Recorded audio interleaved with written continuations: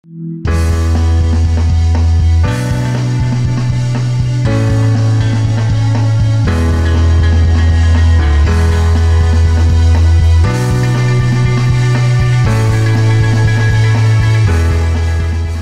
el dominante y es esta población que llega a formar parte de esa economía informal que también llega a formar parte de lo que es la apropiación informal y regular del suelo. Hay un concepto sobre el desarrollo que manejamos permanentemente y que ha sido incorporado de una manera interesante si uno revisa la historia. En un discurso pasamos a ser subdesarrollados, diría yo, en un discurso de Truman después de la Segunda Guerra Mundial, y en el que se nos dice que la visión de a dónde tenemos que llegar y a dónde tenemos que caminar todos es esa que ya la vienen marcando los países dominantes, y de ahí desde entonces venimos sufridamente tratando de llegar a ese desarrollo que en ese momento del discurso de Truman era la industrialización que, como todos sabemos, nunca logramos tener el nivel de industrialización en la mayoría de los países que habíamos aspirado. Mucha de la industrialización que se intentó hacer en el continente tuvo que ver con industrias de descarte de los países desarrollados que venían a los nuestros. El mercado inmobiliario y los sistemas de financiamiento, que es lo que me parece interesante ver de las infraestructuras urbanas, también el concepto, esas ideas son importadas de los países desarrollados, de los países del norte, las reapropiamos en el contexto de lo que llamamos el capitalismo periférico. En los pilares del modelo de regulación urbana, del modelo de acumulación excluyente de América Latina, son parte de este proceso que tiene que ver con la visión en la que nosotros nos hemos puesto inmersos, nos hemos fumado y venimos intentando formar parte. Mucho de lo que hacemos y de lo que podemos ver en términos también de desarrollo urbano son copias. Lo podemos ver en los planes de desarrollo urbano, en las ideas de lo que es la ciudad jardín y en muchas otras cosas. Tal vez la pregunta es cómo crear los propios paradigmas, ¿verdad? Lo cierto, y lo estamos viendo en todas las conferencias de este evento, el proceso de urbanización, si en algún momento se habló de detener el proceso de urbanización en el siglo pasado, antes de la segunda mitad, hoy ya no se habla más del tema. Hoy se habla de que el mundo urbanizado es un proceso irreversible, se reconoce como algo que sucede y que va a seguir sucediendo. Se dejó hablar de grandes inversiones en las zonas rurales para detener la urbanización, porque la realidad mostró de que lo que va a pasar es que el mundo se va a seguir urbanizando, y ahí vamos todos los países, unos más lentos que otros, pero todos vamos para allá. Tal vez en eso lo interesante es ver qué particularidades ha tenido el proceso de urbanización y el tema muy vinculado a la pobreza urbana en América Latina. Y ahí me parecería importante señalar el tema de nosotros logramos alcanzar el nivel de urbanización que logró Europa, más o menos al 70%, a nivel continental estoy hablando, hay muchas diferencias en los países, en la mitad del tiempo que alcanzó Europa, y esto tiene un significado importantísimo. Nosotros nunca teníamos la capacidad institucional o el desarrollo de las instituciones que tenía Europa, pero sin embargo ya habíamos logrado el nivel de urbanización. Eso vincula mucho a la pobreza urbana, que en algunos de los datos acá, a mí me parece importante recalcar, por ejemplo, que impactos como la revolución del 52, que tiene que ver con la reforma urbana del 56, y las reformas estructurales de la década del 80 han contribuido de enorme manera al proceso de urbanización. Hemos tenido tasas urbanas muy altas en algún momento, la más alta que está registrada en Bolivia es entre el 76 y el 92, y que ha ido disminuyendo y que no tiene el nivel alto, pero sin embargo ya tenemos Bolivia es uno de los países que más tarde llega a superar la línea mágica entre lo urbano y lo rural, y ya hemos superado, y ya somos también un país que se llama eminentemente urbano. Este proceso de urbanización, que tiene explicación, explica mucho lo que pasa, la situación de nuestras ciudades. Ese proceso de urbanización particularmente yo lo veo en momentos diferentes, ¿no? En un primer momento es de gran flujo de población rural hacia las zonas urbanas, o de movimientos de población, se da hacia los centros históricos. Y los centros, estas son fotos de diferentes países de América Latina. Lo que tenemos de común con diferentes particularidades es que el primer momento se va a la población migrante, digamos, que se convierte en urbana, va hacia los centros históricos. Y todos sabemos que los centros históricos donde vivían las clases dominantes, los terratenientes, van dejando sus viviendas para que ocupe la gente de menores ingresos, y se van yendo a zonas mucho mejores. En el segundo momento ya es posible ver este tema de la presión sobre tierras agrícolas, cuando ya la gente empieza a asentarse en zonas periurbanas, periféricas, en zonas que tienen suelo vulnerable, en zonas donde no es apropiado para desarrollo urbano, o que tiene que ser utilizado para otro tipo de objetivos. Este es el segundo proceso que tenemos, y que de alguna manera creo que sigue sucediendo. Sin embargo, ha habido también algunos nuevos cambios en las últimas épocas, y que es el retorno a la ciudad construida. Eso lo podemos ver en ciudades, sobre todo,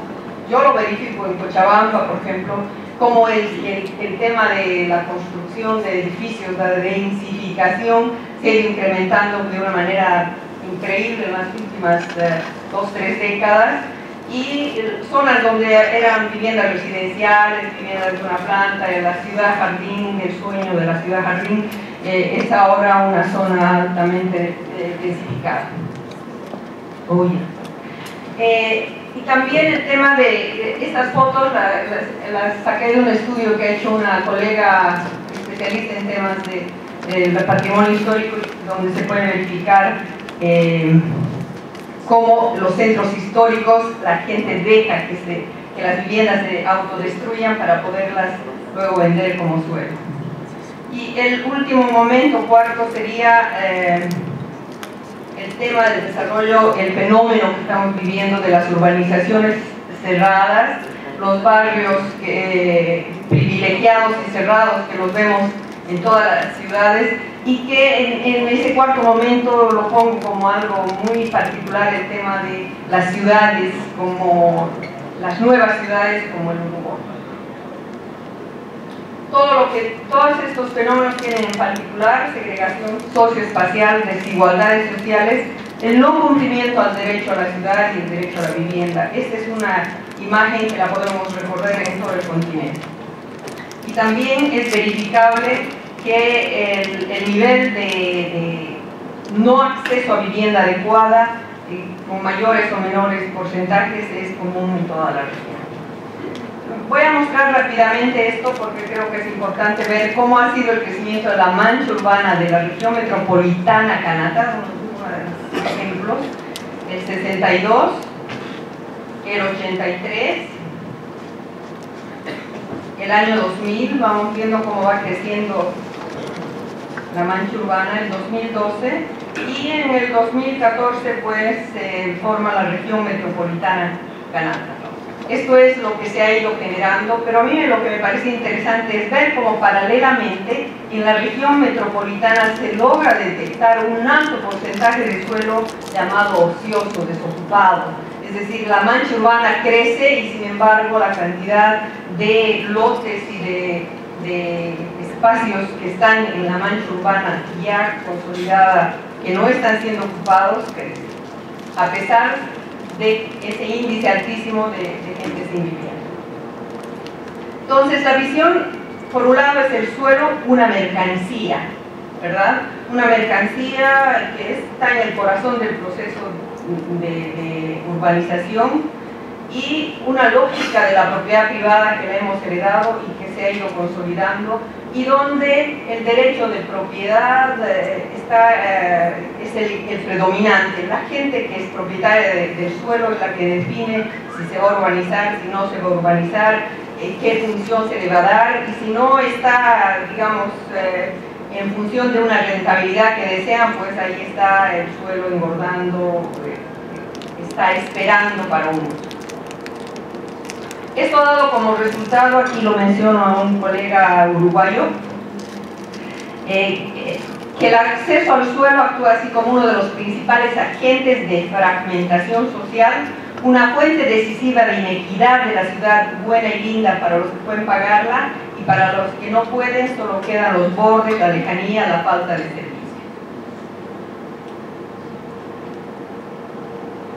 Tenemos leyes, tenemos constituciones, y sin embargo lo que se puede verificar es una proliferación de gente, casas que no tienen gente y gente que no tiene casas. Y a eso lo que podemos decir que no hay solución posible al problema de la vivienda si primero no solucionamos el acceso al suelo con servicios. El derecho al suelo es parte inalienable del derecho a la vivienda y el derecho a la ciudad. La solución pasa necesariamente por la presencia del Estado en el mercado de suelo urbanizado y como regulador y aún como actor. La ausencia del Estado es algo latente, permanente en las políticas de suelo. En las políticas neoliberales decidimos que mejor sea el mercado el que regule la oferta, la demanda, que era el mejor regulador, se acabó la planificación, etcétera, etcétera. Y lo que hemos logrado hoy es, y eso lo podemos verificar en esos edificios de Cochabamba, yo siempre digo, dense una vuelta en la noche, los edificios están desocupados, vacíos. Entonces, hay una producción enorme de edificios, de departamentos, de viviendas que nadie ocupa, y hay un montón de gente que no tiene dónde vivir. Es una contradicción, es una constatación, y hay una ausencia de responsabilidad del Estado, que ha decidido que es el mercado el que tiene que ocuparse de ese asunto que ya no le compete. Tenemos que superar entonces la idea de producción masiva de viviendas, que ha sido parte, digamos, de la política del gobierno actual también. Soluciones habitacionales de bajo costo, casas. Hay una necesidad de buscar el acceso al suelo y la vivienda con principios de equidad e inclusión. El asesoramiento técnico y profesional del que creo que hablaron los anteriores expositores, y que muestra que cuando los técnicos y los profesionales están comprometidos, las posibilidades de resolver los problemas son mejores. Y al repensar ese tema de que el suelo, el acceso al suelo a la vivienda necesariamente pasa por el sinónimo de propiedad privada individual. El derecho a uso puede ser una opción, hay ejemplos, y algo que también hablaban los anteriores expositores, que el técnico preguntaba, que la incidencia en el diseño y formulación de políticas de vivienda es importante. Ya estoy cerrando. Yo solamente quería cerrar diciendo que hay experiencias interesantes. Nosotros como fundación trabajamos durante varios años en lograr que este modelo, que es un modelo muy conocido, que es uno de los modelos que en mi caminar por América Latina me pareció y que más se acercaba a eso de poder soñar con hacer vivienda para sectores de menores ingresos, de calidad, de buen nivel, que son las cooperativas de vivienda por ayuda mutua en Uruguay, y que en Bolivia logramos construir como fundación 2 barrios. De esa experiencia van a hablar también después con más detalle, pero que lo que tiene fundamental para mí es la propiedad colectiva, la propiedad de todos del barrio, la propiedad de todos de las viviendas, es una garantía fundamental para un diseño de viviendas de calidad y para la estabilidad, para la no mercantilización del suelo y la vivienda. La autogestión, la ayuda mutua, el asesoramiento técnico son los pilares fundamentales de este modelo, y que lamentamos siempre que el Estado no tomara más atención y pensara que este tipo de opciones y alternativas, como las cooperativas de vivienda por ayuda mutua, como la experiencia de María Auxiliadora en Cochabamba, donde existió el sueño de propiedad colectiva, de trabajo conjunto, de romper ese paradigma de la propiedad individual y privada como un único mecanismo de garantizar la no especulación del suelo y que la vivienda sea para vivir en calidad y no para especular y para reproducir capital.